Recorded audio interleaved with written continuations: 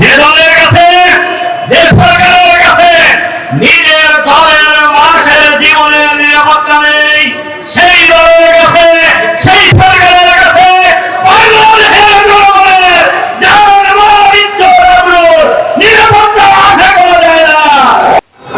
ধরা ইউনিয়নের ছাত্র শিবিরের সভাপতিকে নৃশংসভাবে গলা কেটে হত্যা করা হয়েছে।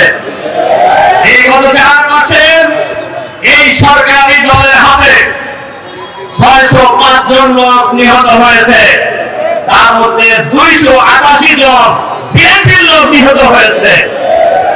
যে দলের কাছে, যে সরকারের কাছে নিজের দলের মানুষের জীবনের নিরাপত্তা নেই, সেই দলের কাছে, সেই সরকারের কাছে বাংলাদেশের জনগণের জান মাল ইজ্জত আবরুর নিরাপত্তা আশা করা যায় না।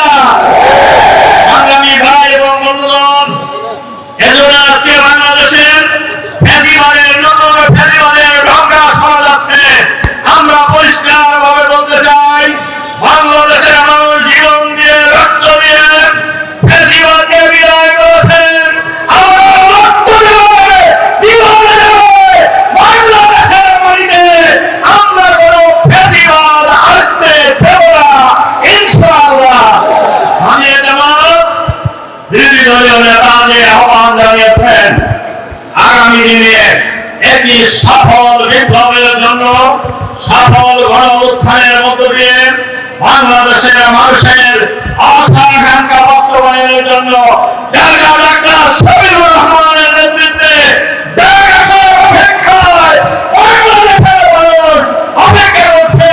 ঢাকা থেকে আপনারা জীবন দেওয়ার জন্য প্রস্তুত আছেন? আল্লাহ হাফেজ। নিফটি ফার্স্টের সাথে ট্রেড করুন যে কোনো জায়গা থেকে, ক্যাম্পাসে ক্লাসের ফাঁকে, ঢাকার জ্যামে বসে কিংবা ঘরে বসে। ট্রেডিং এখন হাতের মুঠোয়, তাই ট্রেড করুন যখন খুশি, যেখানে খুশি।